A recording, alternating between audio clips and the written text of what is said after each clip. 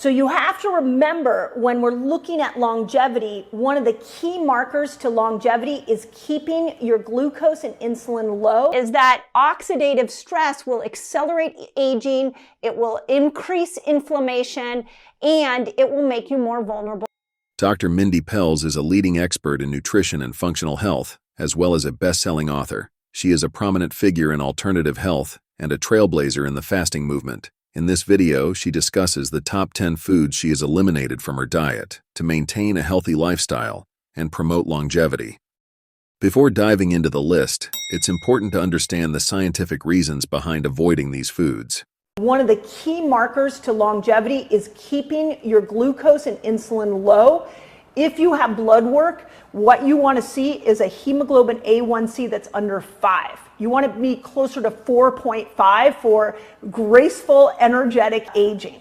When you have a metabolic situation and a deficient microbe, you have a body that is aging quicker than it needs to age.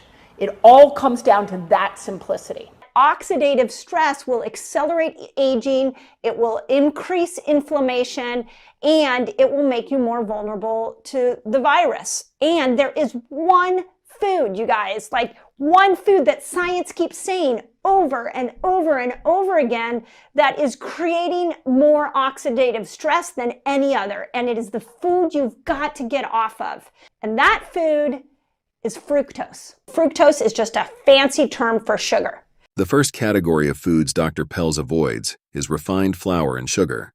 Refined flours and sugars. Man-made carbs are going to put on weight. Nature's carbs are going to help you lose weight.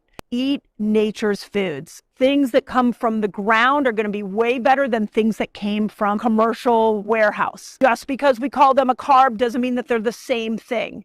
So really look at the refined flours and sugars. It doesn't matter if it's gluten-free or not. The more we process flour, the more we process a sugar, what we're doing is we're bringing up that glycemic index. So if we're eating refined flours and sugars, you're really spiking your sugar burner system, taking it much longer. You have to fast a whole lot more to be able to move you over into this fat burning system. Dr. Mindy Pelz steers clear of refined carbohydrates, particularly wheat. Wheat bread. First is the way that wheat is being grown, at least here in America, is that it's a new hybrid of wheat. And inside that wheat is a toxin called Bt toxin. And Bt toxin is made as a way to kill an insect when it comes to the wheat strand. If an insect goes in, starts to munch on the wheat kernel, that insect will die. So that's what Bt toxin is supposed to do, is it becomes a way of killing. It's like a pest, it's like a natural pesticide that is built within the wheat that we're growing right now in America. Other parts of the world may not be growing this new hybrid. But here's the challenge with Bt toxin, is it also kills the microbes in our gut. So when we eat meat, we're decimating our gut health. So that would be the first reason. The second reason that I don't eat wheat is because of glyphosate. So here's the deal with glyphosate, is that wheat is heavily sprayed with glyphosate. And glyphosate also kills the microbes in our gut. Glyphosate creates a leaky gut situation, and glyphosate goes up and pushes heavy metals deeper into our brains. It's just not a worthy exchange. Don't get me wrong, I love the taste of wheat bread, but I'm not willing to change my gut microbiome. I'm not willing to have a leaky gut situation that tanks my energy, and I'm definitely not willing to drive heavy metals deeper into my brain, affecting my hormonal production and mental clarity. It's not a worthy exchange, in my opinion. One of the challenges we have with wheat bread, and this was actually some interesting studies that were done out of the Journal of Clinical Nutrition that showed that people who ate wheat bread actually ingested 400 more calories every day than people who didn't. And it was really centered around gluten. So it's more than just bread, it's anything with gluten in it, because gluten can be a stimulator of appetite. But the way I look at it is when you eat it, there's going to be 30 seconds to a minute of pleasure, of taste, but then you've got all these adverse reactions that happen that you're now going to have to deal with. Diet soda is another item Dr. Pelz avoids, especially those containing NutraSweet. Diet anything. So specifically something with NutraSweet in it. And here's the challenge with NutraSweet. A, it's an obesogen. An obesogen is a chemical that will block insulin receptor sites. It'll make you insulin resistant. So the first thing is that it moves you in the direction of insulin resistance. The second thing that it does is it spikes hunger. So there's a ton of research showing that NutraSweet, when it goes up into the brain, will stimulate the hunger hormone called ghrelin. And when ghrelin goes up, hunger goes up. And all of that happens from a chemical that we think we're doing to reduce calories down, and that ultimately is going to help us with weight loss. And it doesn't. A lot of you have asked me, like, can I have diet soda in my fasting window? And the answer is no, because NutraSweet is an appetite stimulant. I also ate a lot more than I ate now. In reality, what you're doing is you're promoting appetite, and a lot of times the NutraSweet will throw off the microbiome, and your microbiome actually controls your blood sugar. If you don't have those good microbes to bring blood sugar down when you eat, you're going to end up with elevated blood sugar. So don't fall prey to the NutraSweet. Don't fall prey to the diet soda. Get it out, especially if you're trying to lose weight. Juices, especially orange juice, are also on the list of drinks to avoid. Orange juice. Everybody thinks I'm going to have a glass of orange juice in the morning. It's going to be so healthy for me because it raises vitamin C. I have no idea where the orange juice, lobbyists are out there, but somehow we got it nailed in our brain that this is healthy and you got to get rid of it. And let me tell you why. Look at this as a cup of sugar. It's literally a cup of sugar. When you drink it, your blood sugar is going to spike, and then it's going to crash a couple hours later. And it's going to put you on this massive metabolic up and down, and that is absolutely destroying your insulin levels. I'm going to even go as bold as to tell you that orange juice is making you insulin resistant.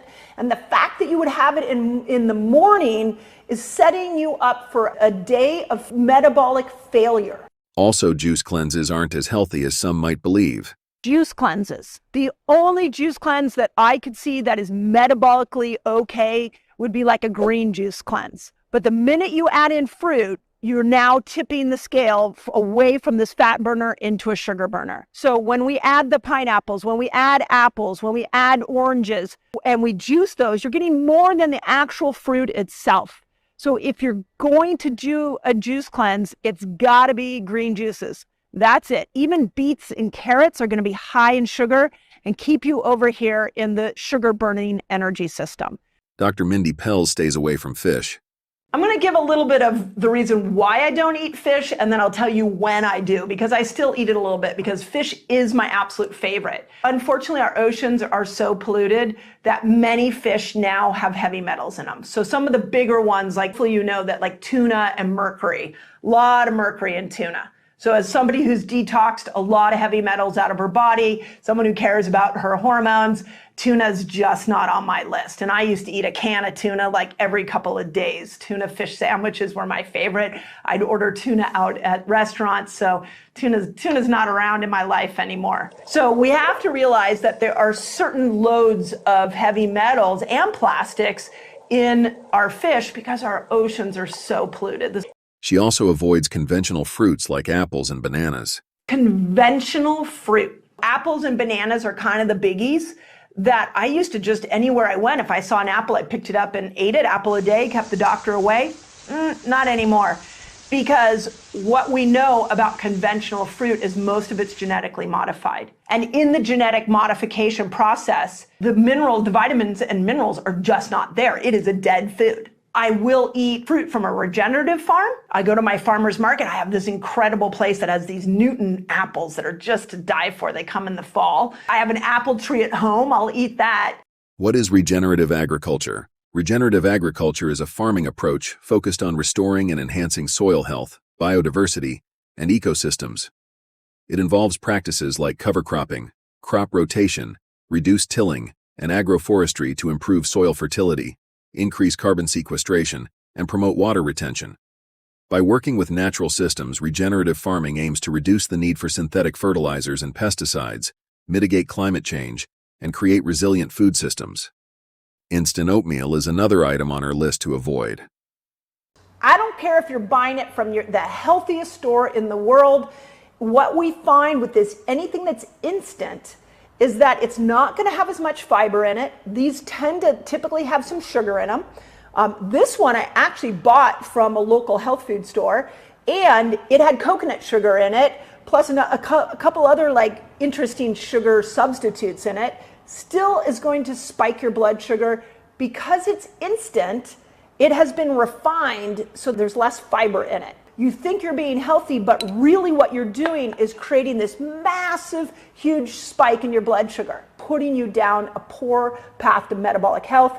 Slowing aging at the root of longevity exists stable blood sugar, low blood sugar, ability to metabolically switch.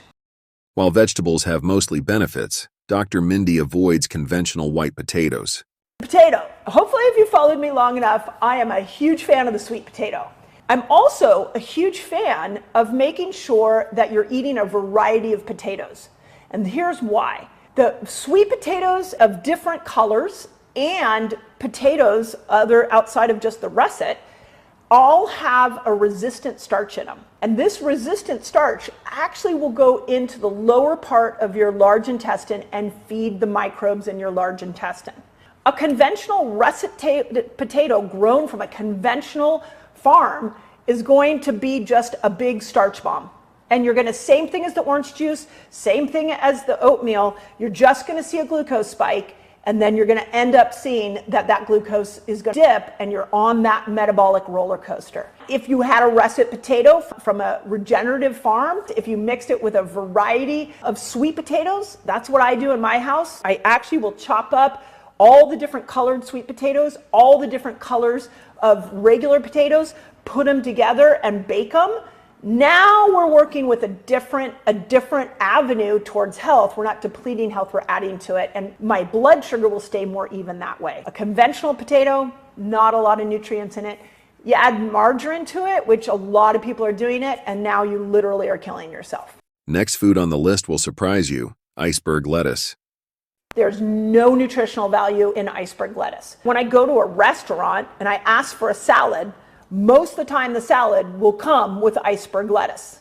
There is very little nutrients in iceberg lettuce. And if you get it from a conventional farm, it's the same thing. Or it's even worse. The ways that we are conventionally growing our fruits and vegetables are deficient in microbes, they're deficient in minerals and vitamins. Don't know a lot of regenerative farms that are growing iceberg lettuce. They're growing more of the mixed greens, more of the exotic lettuces, some of the new lettuces that are appearing. A salad appears to be healthy, but if you're doing it with iceberg, it's got no nutrients in it. A salad that's got all of these exotic lettuces and maybe some dandelion greens and some parsley and a lot of mixed greens in it grown from a regenerative farm. You can call them both salads, but they're completely deficient in how they're going to support your health. Next food also may surprise you, but remember, don't eat always the same vegetable. Carrot sticks, and they reach for our celery sticks. And we eat these over and over and over again. These types of foods that are conventionally grown are not only not adding to your health, they are depleting your health because they have no nutrients. They take energy from you to be able to digest them. So they can tank your minerals, they can tank your vitamins. But the other part, and the reason that I'm bringing these two out, is what I find is that when you say to somebody, eat more vegetables, they go to these two. There is something called monoculture, where when we eat the same vegetables over and over and over again, we take our microbial diversity, we take our incredible health benefits of the microbes in our gut, and we start to create a subset of microbes that are flourishing, allowing the other microbes to fall away. You create a monoculture. When we look at what we need to stay microbial health in optimal order, which, by the way, your microbes in your gut support your immune system, they regulate your blood sugar, they give you neurotransmitters for your brain. It's really important that you feed them. We've got to open up your diet. Stop eating the same things over and over again. So if you've been eating carrots and celery for your whole life, it's time to try something different. Try some red pepper, some yellow pepper, eat the colors. Try some cucumber, try adding more salads, but let's stop eating the same thing over and over again. Finally, the food we must also avoid are bad oils. bad oils. So we've got to get the bad oils out and get the good oils in. What are bad oils? Find here the list. Canola oils, vegetable oils, cottonseed oils, corn oils, partially hydrogenated oils, sunflower oil and safflower oil, soybean oil. These are all harmful fats that cause cellular inflammation and they make you insulin resistant. Finally, what are the good oils? MCT oil is good. Ghee, Andreas seed oils, olive oil, it's avocado oil. If you have had bad eating habits, you can do 2 simple things to undo damages.